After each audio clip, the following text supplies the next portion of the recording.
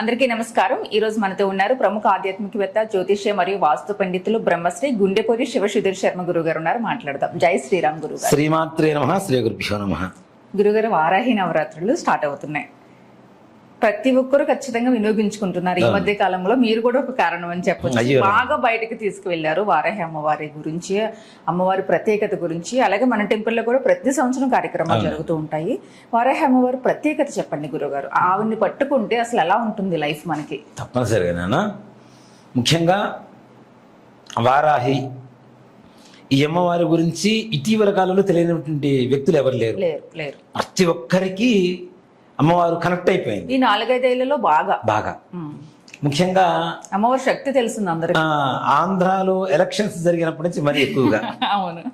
దేనికంటే పవన్ కళ్యాణ్ గారు వారి వాహనానికి పెట్టినటువంటి పేరు వల్ల ఒక శక్తిగా మారి చిన్న చిన్న పిల్లల దగ్గర నుంచి పెద్దవాళ్ళ వరకు. దేనికంటే ఆయన ఫస్ట్ ఎలక్షన్స్ లో వాహనం పేరు వారాహిని పెట్టగానే వెంటనే వారాహి దీక్షలు తీసుకున్నటువంటి ఆయన అభిమానులు చాలా మంది ఉన్నారు. అంతవరకు అమ్మవారి పేరు కూడా సరిగా వాళ్ళకి తెలియనటువంటి, అంటే ఇప్పుడు ఒక మాట చెప్తాను, వారాహి అమ్మవారు అంటే నిత్యం ఏదో దైవికంగా ఆధ్యాత్మికంగా ఉండేటువంటి వాళ్ళకి తెలియడం అనేది పెద్ద సమస్య కాదు. కానీ చిన్న చిన్న పిల్లలు ఒక 20 ఏళ్ళు, 24 ఏళ్ళు, 25 ఏళ్ళు ఆ వయసులో ఉన్న వాళ్ళకి అమ్మవారు అంటే కనకదుర్గ అమ్మవారు నమస్కారం చేస్తాం, మహాకాళి అమ్మవారు నమస్కారం చేస్తాం. అసలు వారాహి అమ్మవారు అనేటువంటి ప్రసక్తి పెద్దగా వాళ్ళ దగ్గరికి రాలేదు అంతవరకు. ఈయన వాహనం దెబ్బతో అందరికీ తెలిసిపోయింది. దాంతో పాటు నేను చెప్తాను, అసలు నిజంగా చెప్పాలంటే టెంపుల్స్ కూడా ఏర్పడ్డాయి ఆంధ్రాలో. రాజమండ్రి దగ్గర కానీ మన గోదావరి జిల్లాలో 2-3 టెంపుల్స్ వచ్చినాయి. గుంటూరు జిల్లాలో వచ్చినాయి. సత్యమల్లి దగ్గర ఒకటి వస్తుంది. అంటే అనేక రకాలుగా అమ్మవారి ఆరాధన భావం ఎక్కువైపోయింది భక్తుల్లో కూడా. పెట్టిన ప్రతి చోట కూడా అంతే జనాకర్షణ ఉంది గురుగారు. నిజంగా నాన్న, ఎక్కడ స్టార్ట్ చేసినా అమ్మవారు అంటే వరాహ రూపమే కానీ సకల సమ్మోహన రూపం అని చెప్తాను నేను మొట్టమొదటిసారిగా మనం ఎక్కడ నేను మొట్టమొదటిసారిగా అమ్మవారి సాక్షాత్ విగ్రహాన్ని దర్శించుకుంది తంజావూరులో. తంజావూరు దేవాలయం ఉంటుంది, బృహదీశ్వర ఆలయం ఉంటుంది. దాంట్లో క్షేత్రపాలిని అమ్మవారు వారాహి అమ్మవారు ఒక మూలకు ఉంటుంది. నేను కరెక్ట్గా అంటే చూడండి ఎట్లా ఉంటుందో. పంచమి మంగళవారం, పంచమి అంటే అమ్మవారికి వారాహి అమ్మవారికి చాలా ప్రత్యేకమైన రోజు, అందులో మంగళవారం మధ్యాహ్నం రాహుకాల సమయంలో నేను బృహదీశ్వర ఆలయం దర్శనానికి వెళ్ళాను. జనాలందరూ చిన్న గుడి దగ్గర జనాలందరూ బారులు తీరున్నారు. ఇంత చిన్న గుడికి ఇంతమంది జనాలు ఏంటా అని చెప్పి పోయి చూస్తే వారాహి అమ్మవారు. అబ్బా అనుకున్నా. ఆ తర్వాతనే మన దేవాలయంలో వారాహి అమ్మవారి ప్రతిష్ఠ జరిగింది. అమ్మవారినే తీసుకొచ్చి ఇక్కడ బృహదీశ్వర ఆలయంలో ఉన్న అమ్మవారిని తీసుకొచ్చి ఇక్కడ ప్రతిష్ఠ చేసుకున్నాం మనం. అలాగే నిజంగా మా మాట చెప్పాలంటే మా మేనల్లుడు ఉంటాడు నాన్న, నేను నా కళ్ళారా చూశాను కాబట్టి చెప్తున్నాను నేను. వాడు మొన్న 10th అయిపోయింది. ఈ దాదాపు ఎలక్షన్స్ జరిగి కూడా ఇప్పటికి 2.5 years అవుతుంది. వాడు 8th క్లాస్లో ఉండే ఏజ్. పవన్ కళ్యాణ్ గారు గెలవాలని వారాహి అమ్మవారి ఫోటో తీసుకొచ్చుకొని ఒక టీ గ్లాసు తీసుకొచ్చుకొని రోజు దానికి పూజ చేసేవాడు. అంటే ఆయన పట్ల ఉండే అభిమానం కావచ్చు, అమ్మవారిని కూడా మంచి వెలుగులోకి వచ్చింది ఆ వాహనానికి పెట్టినటువంటి పేరు వల్ల పవన్ కళ్యాణ్ గారి. దీంతో ఆయన గెలవడానికి కూడా అదొక రీజన్. జనసేనాని గెలిపించిందే లలిత అమ్మవారి సర్వసైన్యాధ్యక్షురాలైనటువంటి వారాహి అమ్మవారు. ఆ తర్వాత కూడా అంటే ఒకటి చెప్తానన్న, మనం గెలిచాం ఇంకా అమ్మవారితో మనకి పని ఉంది అనుకునే పరిస్థితులు ఆయన లేరు. ఇప్పటికీ వారాహి అమ్మవారి దేవాలయాలున్నా, వారాహి అమ్మవారి పూజలున్నా కూడా వారు ఆయన ప్రెజెన్స్ ఉంటుంది. చూశాను నేను చాలా చోట్ల. కాబట్టి అంటే మనం ఆరాధించిన తర్వాత మన పని అయిపోయిన తర్వాత పక్కన పడేసేటువంటి తత్వం ఆయనది కాదు, పక్కకి వెళ్ళేంత పరిస్థితి అమ్మవారిది కూడా కాదు. ఓ మాట చెప్పాలంటే అంత గొప్ప స్థితి. ముఖ్యంగా లలిత అమ్మవారికి మనం ఒక ఫోటో తీసుకుంటే సర్వసైన్యాధ్యక్షురాలుగా వారాహి అమ్మవారు ఉంటుంది. మంత్రిగా రాజశ్యామల ఉంటే అమ్మవారు సర్వసైన్యాధ్యక్షురాలుగా వారాహి అమ్మవారు ఉంటుంది. ఈ వారాహి అమ్మవారిని మనకి మొట్టమొదటిగా నాన్న ఓ మాట చెప్పాలి అంటే వరాహమూర్తి అనేటువంటి అవతారం కూడా, దాని తర్వాతనే మనకి వారాహి అనేటువంటి శక్తి అనేటువంటిది మనకి ఆవిర్భావం జరిగింది. భూవరాహస్వామి వారు మనం వింటూ ఉంటాం. ఎక్కడంటే తిరుమల తిరుపతి దేవస్థానంలో పైన తిరుమల కొండ మీద ఆయన భార్య రూపమే అని చెప్పి అందరూ చెప్తూ ఉంటారు.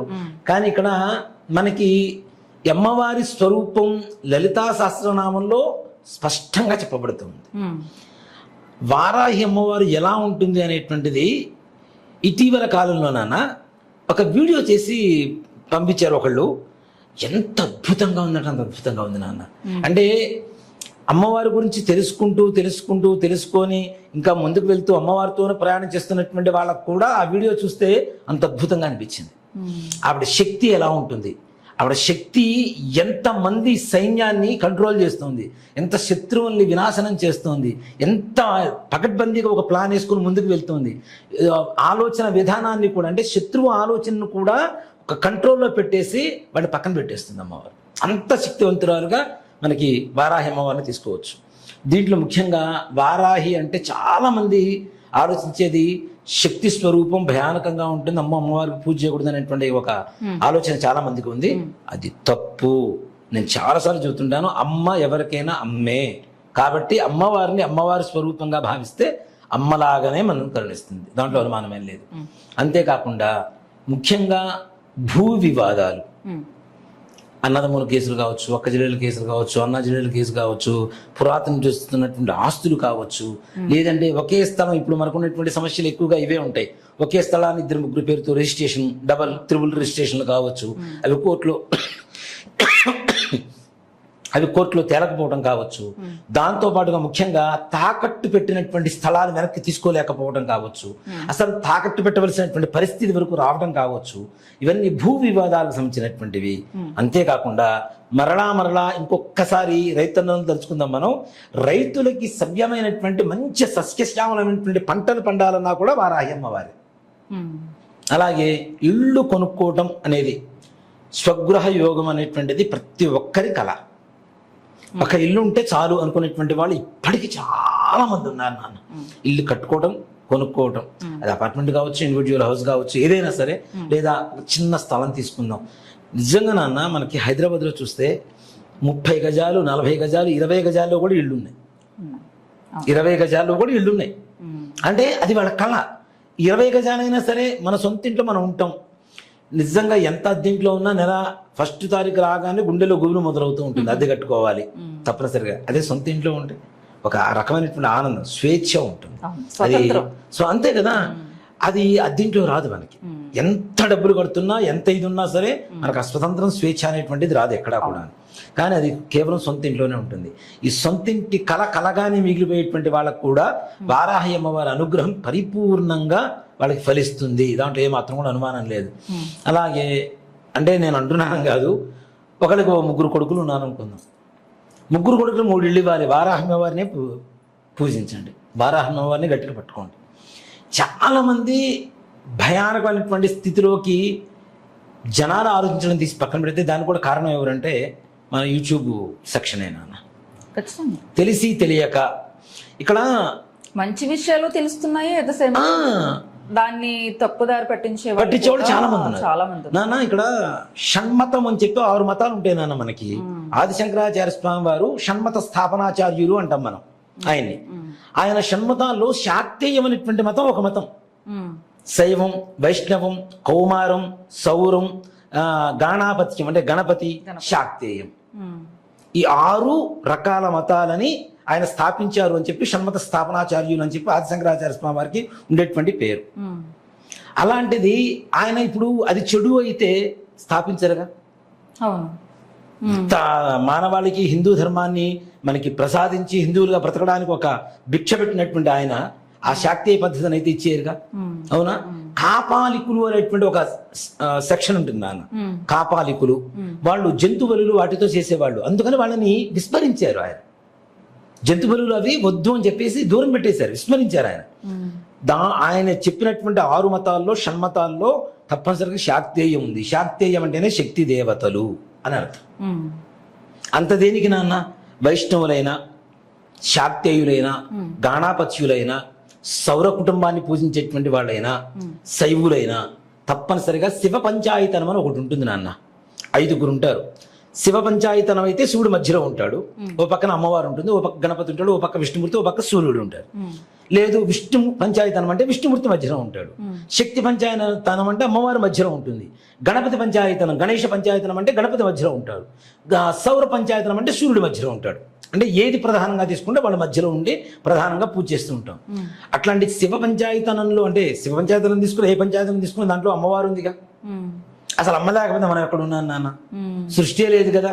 కాబట్టి అమ్మని ప్రేమగా భక్తిగా నేను ఒక ఇది చూస్తూ ఉంటా. మా ఇంటి వారాహి అని ఒక ఆవిడ ఒక ఫేస్బుక్ పేజీనే ఉంది ఒక ఆవిడకి. అది ప్రతి నిత్యం వారాహి అమ్మవారికి పూజ చేస్తుంది, చక్కగా ఫోటో పెడుతుంటుంది. ఫోటోకి మళ్ళీ చేసేది ఆవిడ పెద్ద విగ్రహాలు ఇవన్నీ కూడా తీసుకొచ్చుకోదు. ఆ ఫోటో నేను రోజుకు ఒక రకంగా కనబడుతుంటుంది అమ్మవారు. మరి ఆవిడ ప్రేమగా పూజించబట్టే కదా. అవునా? నిజంగా మీరు నమ్మరు, ఇవాళ మనకు కరెంట్ లేక ఇంతసేపు మనం లేట్ చేసాం షూట్ చేయడానికి కూడా. కానీ నేను పొద్దునుంచి చూసినటువంటి వీడియోస్లో మొట్టమొదటిగా ఓపెన్ చేస్తే మన దేవాలయంలో వారాహి అమ్మవారు ప్రతిష్ఠ చేసిన వీడియోలు వచ్చినాయి. ముందు కరెంట్ లేదు, నెట్ స్లోగా ఉంది. సరే పాత వీడియోలు ఏదైనా చూసుకుంటూ వెళ్దామని చెప్పి ఫస్ట్ చూస్తే అమ్మవారి వీడియోలు వచ్చినాయి. అవి చూస్తుంటే ఒక వైబ్రేషన్ అనమాట, ఒళ్ళంతా పులకరించిపోయింది పొద్దున్న. చాలా అంటే అంత అంగరంగ వైభవంగా జరిగింది మన దేవాలయంలో అమ్మవారి ప్రతిష్ఠ కూడా చాలా బాగా జరిగింది. అలాగే అమ్మవారిని ప్రతి ఒక్కళ్ళు పూజించవచ్చు, పూజించడంలో ఏమాత్రం కూడా సమస్య లేదు. అమ్మవారిని పాదాలు పట్టుకుంటే మనకు కావలసినవన్నీ కూడాను మన పాదాల చెంతకు వస్తాయని చెప్పడంలో ఏమాత్రం కూడా సందేహం లేదు. అలాగే మన ఈ వారాహి నవరాత్రులు ముఖ్యంగా మనిషి మనం అర్ధరాత్రి పూట కూడా లేచి వచ్చి చూస్తూ ఉండాలి, దానికి నియమం ఉండాలి. ఎట్లా పడితే అట్లా లోపల పోయి దేవుడు ఉన్న స్థానంలో పోయి మనం చూడలేము. కాబట్టి అఖండం కన్నా దీపారాధన చేసుకోవడం మంచిది. దీపారాధనతో పాటు ప్రతి నిత్యం ఉదయం, మధ్యాహ్నం, సాయంత్రం 3 పూటల అమ్మవారికి నివేదన పెడితే ఇంకా చాలా ఉత్తమమైనటువంటి పరిస్థితి. అవకాశం ఉన్నటువంటి వాళ్ళు, ఇంట్లో ఉండేటువంటి వాళ్ళు, అవకాశం లేదు మేము ఆఫీస్కి వెళ్తాం పొద్దున్న చేసుకుంటాం మరలా రాత్రి చేసుకుంటాం అనే వాళ్ళు పొద్దున్న నైవేద్యం పెట్టండి, మరలా సాయంత్రం నైవేద్యం పెట్టండి. ఈ నైవేద్యం పెట్టేటువంటి వస్తువులు కూడా దానిమ్మ గింజలు కానీ లేదా పుచ్చకాయ ముక్కలు ఉంటాయి, వాటర్ మిలన్ అంటాం కదా, ఆ వాటర్ మిలన్ ముక్కలు కానీ అమ్మవారికి నివేదన పెట్టవచ్చు. ఇదంతా ఉదయం పూట చేయవలసినటువంటి కార్యక్రమం. ఉదయం కూడా అష్టోత్తరం పూజ చేసుకోవడం. అష్టోత్తరం రాదు, ఒక మంత్రం చెప్తాము, ఆ మంత్రంతోనే చక్కగా అమ్మవారికి అక్షతలతోనో పుష్పాలతోనో ఎర్రటి పుష్పాలతో పూజ చేయండి, ఇంకా చాలా మంచిది. మందారం ఉంటాయి, గులాబీ ఉంటాయి, ఇట్లాంటి పుష్పాలు దొరుకుతాయి కాబట్టి పుష్పాలతో పూజ చేసుకోవడం. ధూపం ఉదయం పూట మీరు మామూలుగా ప్రశాంతంగా పూజ చేసుకోండి, కానీ సాయంకాలం అంటే రౌద్రంగా చేసుకోమని కాదు నేను చెప్తుంది. సాయంత్రం పూట కూడా 7 గంటల తర్వాత చేసుకునేటువంటి పూజకి విశేషత. వీళ్ళందరూ రాత్రి దేవతలను చూస్తుంటాం కాబట్టి రాత్రి కూడా సంచరిస్తూ ఉంటారు కాబట్టి అమ్మవారు సంచరించే సమయంలో అమ్మవారి గురించి చేసేటువంటి పూజ తొందరగా స్వీకరించి మనకు కావలసినటువంటి అనుగ్రహాన్ని అమ్మవారు తొందరగా ఇస్తుంది. కాబట్టి 7 గంటల తర్వాత సాయంకాలం సగం నిజంగా అందరూ ఆఫీస్ నుంచి వచ్చే టైం 7 తర్వాత అయినా పర్లా, 8 తర్వాత అయినా పర్లా, వాళ్ళకు ఉండేటువంటి అవకాశాన్ని బట్టి తెల్లవారుజామున 4 గంటల వరకు అమ్మవారు సంచరిస్తూనే ఉంటారట ఆకాశ మార్గం ద్వారా, సాయంత్రం 7 గంటల నుంచి. కాబట్టి ఈ సమయంలో ఏ సమయంలో అవకాశం ఉంటే ఆ సమయం. మరీ అర్ధరాత్రి పూజ చేస్తే క్షుద్రపూజలు చేశారనుకుంటారు చూసే జనాలు. ఈ వీడియోలో చెప్పే జనాలకి ఈ మనం చేసే విధానానికి ఆ రాత్రి పూట చూస్తుంటే కాస్త భయానకంగా ఉంటుంది. కాబట్టి యాజ్ పాసిబుల్ కాస్త తొందరగా మనం పూర్తి చేసుకోవడం అనేటువంటిది ఉత్తమం. అలాగే ఉదయం సాయంత్రం 2 పూట్ల అమ్మవారికి అష్టోత్తరం పూజ చేయటం, దీపారాధన చేయటం.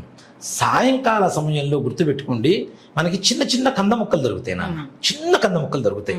ఈ కందని శుభ్రంగా ప్రమిదలాగా మధ్యలో తొలిచేస్తే దాని మీద పసుపు పూసేసి చుట్టూ కూడా పసుపు పూసేసి కందకి బొట్టు పెట్టేసి ఒక చిన్న ఆకులో కానీ లేదా పేపర్ ప్లేట్లో అయినా సరే దేంట్లో అయినా సరే ఒక బియ్యమో ఉప్పు కానీ పోసి ఆ కందని పెట్టి దాంట్లో ఆవ నూనె వేసి దీపారాధన చేయండి. ఆవ నూనె వేసి దీపారాధన చేయండి.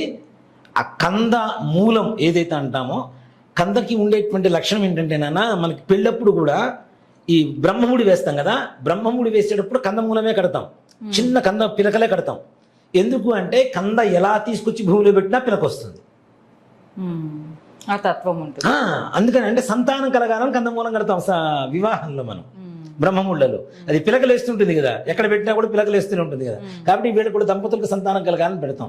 అదే ఉద్దేశాన్ని ఇక్కడ తీసుకుంటే మనం కందా దీపం పెట్టడం వల్ల మన ఇంట్లో వృద్ధి ఎక్కువగా జరుగుతుంది, అభివృద్ధి ఎక్కువగా జరుగుతూ ఉంటుంది మనకి. కాబట్టి కంద దీపం ఆవ నూనెతో పెడితే చాలా విశేషంగా ఉంటుంది. ఆ దీపం అలా పెట్టుకొని ముఖ్యంగా గుగ్గిలం కానీ సాంబ్రాణి కానీ తీసుకొచ్చి సాంబ్రాణి ఇంట్లో ధూపం వేయండి. ఆ ధూపం వేసినప్పుడు అమ్మవారు నిజంగా చెప్తున్నాను, 9 రోజుల్లో ఒక రోజైనా రాత్రిపూట మీకు తప్పనిసరిగా అమ్మవారు తిరుగుతున్నటువంటి సంచరిస్తున్నటువంటి గజ్జల శబ్దం వినపడాల్సిందే. ఆ ధూపానికి కంద దీపానికి మనం చేసేటువంటి ఇక్కడ కేవలం భక్తి మాత్రమే ప్రధానం. భక్తి, శ్రద్ధలు, విశ్వాసం ఇవి మాత్రం తప్పనిసరిగా ఎంత గొప్పగా ఉంటే అంత గొప్పగా అమ్మవారు తొందరగా అనుగ్రహిస్తుంది. మీరు ఇంటి కోసం చేసుకుంటున్నారా, భూ వివాదాల కోసం చేసుకుంటున్నారా, శత్రు బాధల కోసం చేసుకుంటున్నారా, ఉన్నత పదవి రాజకీయ యోగం కలగాలని చేసుకుంటున్నారా, ఉన్నత ఉద్యోగం కోసం చేసుకుంటున్నారా, మీరు ఉన్నత అధికారులు మీ మాట వినటం కోసం చేసుకుంటున్నారా, మీ సంకల్పం ఏదైతే చెప్పి చేస్తారో అది 9 రోజులు మీరు చేసేటువంటి పూజను బట్టి తొందరలో 9 రోజుల్లో మీకు సానుకూలంగా మారిపోతుంది. కాకపోతే చాలామంది చెబుతుంటారు వెంటనే అయిపోతుందంటే మనం చేసేటువంటి భక్తి విశ్వాసాలు మనం ఎంతైతే చూపిస్తున్నామో అమ్మవారు అంత తొందరగా అనుగ్రహిస్తుంది. ఈ వారాహి నవరాత్రులు కూడా తీరాలి కదా, అంతే కదా నాన్న. ఈ వారాహి నవరాత్రులు మన ఇంట్లో మనం భక్తి శ్రద్ధలతో చేద్దాం. సొంత ఇల్లు లేని వాళ్ళు వచ్చే సంవత్సరం సొంత ఇంట్లో వారాహి నవరాత్రులు కంద దీపం పెట్టుకొని చక్కగా పూజ చేసుకోవచ్చు. దాంట్లో ఏమాత్రం కూడా సంశయం లేదు. ఖచ్చితంగా గురుగారు. కాబట్టి ఉదయం సాయంత్రం అష్టోత్తరం, నైవేద్యం, పెరుగన్నం తప్పనిసరిగా నాన్న. చేసే వాళ్ళు ఎలాంటి నియమాలు పాటించాలి నాన్న?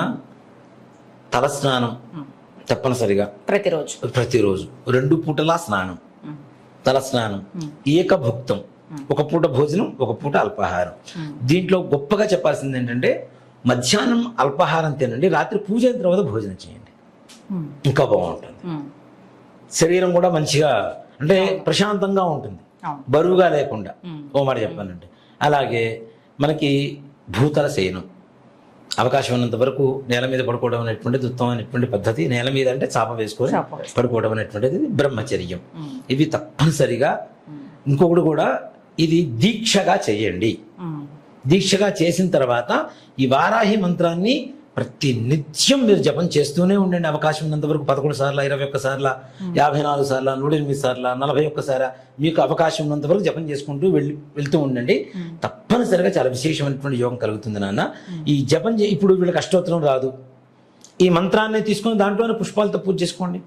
అదే 108 సార్లు జపం చేసుకుంటూ పూజ చేసుకోండి. అదే 108 సార్లు జపం చేసుకుని పుష్పాలు లేకపోతే అక్షతలతో పూజ చేయండి, రక్తాక్షతలతో పూజ చేయండి. అమ్మవారికి చాలా విశేషంగా ఉంటుంది, తొందరగా అనుగ్రహిస్తుంది. ఇంట్లో అందరూ చేసుకోవచ్చు. అఖండం కంటే కూడా అఖండం పెట్టుకోవద్దని చెప్పను, అవకాశం ఉంటే పెట్టుకోండి, దాన్ని సంరక్షించేంత శక్తి ఉంటే పెట్టుకోండి. లేదు అనుకుంటే ఇంట్లో అంత అవసరం అంత అక్కర్లేదు. కష్టం కూడా అది పెట్టుకోవాలంటే కూడా చాలా కష్టం. ఎవరో కూడా పిల్లలు ఉంటారు ముఖ్యంగా. దీంతో పాటుగా మళ్ళీ కొంచెం అటు ఇటు అయినా మనమే ఫీల్ అవ్వాలి, అంతే కదా. మళ్ళీ కూడా మేము 9 రోజులు చేయలేకపోతున్నామండి, ఆడవాళ్ళకి ఇబ్బందులు ఉన్నాయండి అనుకునేటువంటి వాళ్ళకి చివరి 5 రోజులు చేసుకోవచ్చు. లాస్ట్ రోజైనా అమ్మవారిని మనస్ఫూర్తిగా ప్రార్థించి పూజ చేసుకోండి. తప్పనిసరిగా అమ్మవారి అనుగ్రహంతో మీరు అనుకునేటువంటి సకల సంకల్ప సిద్ధి జరుగుతుంది. నిజంగా నాన్న, రాజకీయ నాయకులకి రాజశ్యామల, భువనేశ్వరి ఎంత అవసరమో వారాహి అవసరం కాదు, తప్పనిసరిగా అవసరాలు తీరుస్తుందని చెప్పి ప్రూవ్ చేశారు. కాబట్టి దీన్ని బట్టి మీరు ఆలోచించుకోండి. తప్పనిసరిగా రాజకీయ నాయకులకు కూడా వారాహి అమ్మవారి అనుగ్రహంతో ఉన్నత పదవీ స్థాన యోగం కలుగుతుంది. అందరూ ఈ పూజ చేసుకోవచ్చు. ఓకే గురుగారు, చాలా అద్భుతంగా చెప్పారు. అందరూ చేసుకునే విధానం కూడా సింపుల్ గా ఉంటుంది. చిన్న మంత్రమేనా అన్న. ఇప్పుడు మనం చెప్పబోయే మంత్రం కూడా ఓం ఐం హ్రీం ఐం గ్లౌం వారాహ్యై నమో నమః. ఈ మంత్రమేనా. ఈ మంత్రాన్ని ప్రతి నిత్యం, దీంతో పాటు ఇందాక చెప్పాను నేను, పంచాక్షరి మంత్ర జపం చేయకుండా తస్మాత్ జాగ్రత్త, అస్సలు చేయవద్దు. పంచాక్షరి చేయకుండా అమ్మవారి శక్తి ఉపాసన చేశారా చాలా దెబ్బతింటాం. కాబట్టి దయచేసి ముందుగానే అగ్నిని పట్టుకునే ముందుగా నీళ్ళని చేత్తో పట్టుకుంటే ఎట్లా ఉంటుందో అతను. ఏ మంత్ర సాధన అంతే కదా గురుగారు, ఏ మంత్రానికి ఏ శక్తి దేవత ఉపాసన అయినా పంచాక్షరి మంత్ర జపం చేయకుండా లేదు నాన్న, తప్పనిసరిగా చేయవలసిందే. ఓకే గురుగారు, జై శ్రీరామ్. శ్రీమాత్రే నమః. శ్రీ గురుభ్యో నమః.